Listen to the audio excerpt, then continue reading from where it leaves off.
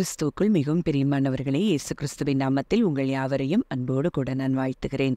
இந்த நாளிலும் தேவன் நம்மோடு கூட இடைப்படுகின்ற ஒரு வார்த்தை, சங்கீதம் 102 அதிகாரம் 13 வசனம். தேவரீர் எழுந்தருளி சியோனுக்கு இறங்குவீர், அதற்கு தயை செய்யும் காலமும் அதற்காக குறித்த நேரமும் வந்தது.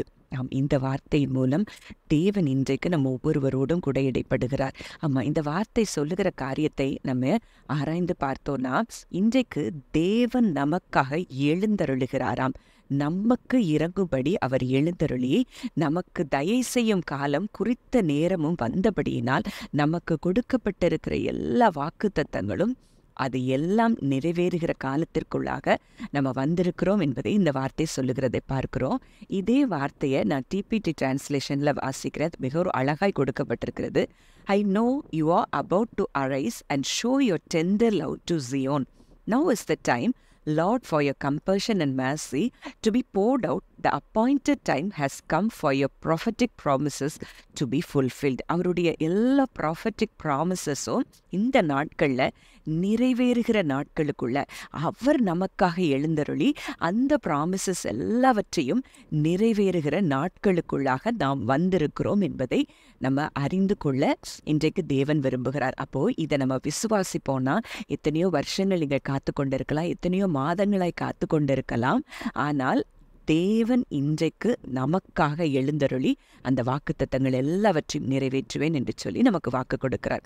இதே போல வேதத்தில் நம்ம பார்த்தோம் அப்படின்னா, யாத்திராகமம் 3 அதிகாரம் 7, 8 வசனங்களில் சொல்லப்பட்டிருக்கிற ஒரு வார்த்தை, அப்பொழுது கர்த்தர் எகிப்தில் இருக்கிற என் ஜனத்தின் உபத்திரவத்தை நான் பார்க்கவே பார்த்து ஆளோட்டிகளின் நிமித்தம் அவர்கள் இறுகிற கூக்குரலை கேட்டேன்.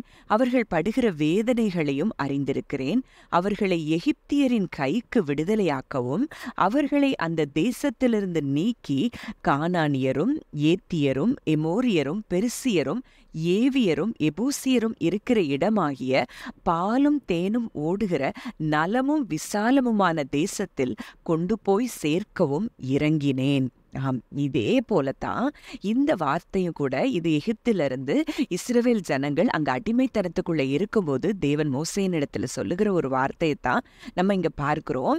ஒருவேளை இது அங்க 400 வருஷம் அங்க அடிமைத்தனத்துக்குள்ள இருந்தா கூட இந்த வாக்குத்தத்தம் நிறைவேறுதலை தான் நம்ம பார்க்கிறோம். அது ஆதியாகமம் 15 அதிகாரம் 13, 14 வசனத்துல நம்ம வாசிக்கிறோம்.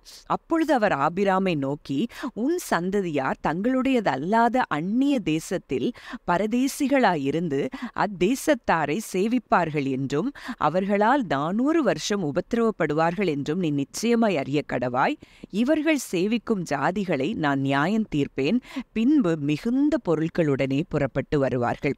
இது ஆபிரகாமுக்கு சொல்லப்பட்ட வார்த்தை. ஆபிரகாமுக்கு ஈசாக்கு பிறக்கும் முன்பே தேவன் கொடுத்த வார்த்தை இதுதான் அப்படிங்கிறத நம்ம அறிந்து கொண்டா, அந்த வாக்குத்தத்தம் நிறைவேறுதலின் நாட்கள் வரும்போது அங்கே கர்த்தர் இறங்கி அங்கே இஸ்ரவேல் மக்களை விடுவிக்கும்படியாக மோசேயை தெரிந்து கொண்டு அங்கே அனுப்பி அங்கே இஸ்ரவேல் ஜனங்கள் அத்தனை லட்சம் ஜனங்களையும் விடுவித்து அங்கே கானான் தேசத்துக்கு அவர்கள் போய் சேருகிறதை நம்ம அறிந்திருக்கிறோம்.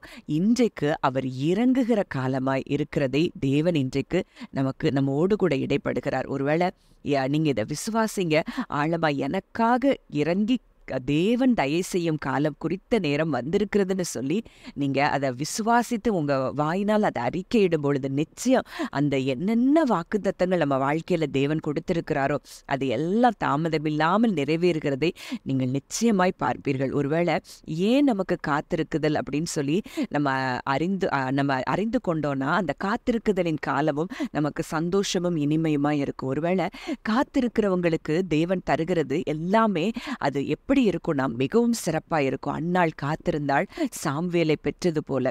அங்கே ஆபிரகாம் காத்திருந்து ஈசாக்கு நகைப்பாய் சந்தோஷத்தை பெற்றுக்கொண்டது போல இன்றைக்கு நீங்கள் காத்திருக்கிறீர்கள். உங்க வாழ்க்கையில சிறந்ததை தேவன் தரும்படியாய் காத்திருக்கிறீர்கள். அந்த காத்திருக்குதலுக்கும் தேவன் ஒரு முடிவை கொண்டு வருகிறார் என்று சொல்லி நாம் நிச்சயமாய் விசுவாசிப்போம். கர்த்தர் நம்முடைய வாழ்க்கையில பெரிய காரியங்களை செய்வார். ஜெபிக்கலாம். நல்ல தகப்பனே, நன்றியோடு உம்மை துதிக்கிறோம், ஸ்தோத்தரிக்கிறோம். அப்பா, இந்த நாளிலும் கூட நீர் எங்களோடு இடைப்பட்ட வார்த்தையின்படி தேவரீர் எழுந்தருளி சியோனாகி எங்களுக்கு நீர் இறங்குகிற நாட்களுக்குள்ள நாங்க வந்திருக்கிறபடியினால் நன்றி செலுத்துகிறோம். எங்களுக்கு தயவு செய்யும் காலமும் அதற்காக குறித்த நேரமும் வந்திருப்பதற்காய் நாங்கள் நன்றி செலுத்துகிறோம். அப்பா ஆண்டவரே, எங்களுக்கு கொடுத்த வாக்குத்தத்தங்களை நிறைவேற்றுகிறதற்கு நீர் வல்லமையுள்ளவர். எங்களுக்காக நீர் எழுந்தருளி இருக்கிறபடியினால் ஆண்டவரே, இந்த வாக்குத்தத்தங்கள் எல்லாம் ஆண்டவரே இந்த நாட்கள்ல எங்களுக்கு பூரணமாய் கர்த்தர் நிறைவேற்றி கொடுக்கிற தயவுக்காய் நாங்கள் நன்றி செலுத்துகிறோம். அப்பா, உம்முடைய அன்பின் கரத்துக்குள்ள ஆண்டவரே இதை கேட்கிற ஒவ்வொருவரையும் ஒப்பு கொடுக்கிறோம். ஒவ்வொருவரையும் இந்த வார்த்தையின்படியே என் கர்த்தர் ஆசீர்வதிக்கிறபடியினால் நன்றி செலுத்துகிறோம். துதி கன மகிமை யாவையும் இயேசு ஒருவருக்கே செலுத்துகிறோம். கர்த்தரும் மீட்பருமாகிய இயேசுவின் மூலம் கேட்கிறோம் ஜீவனுள்ள நல்ல பிதாவே, ஆமென்.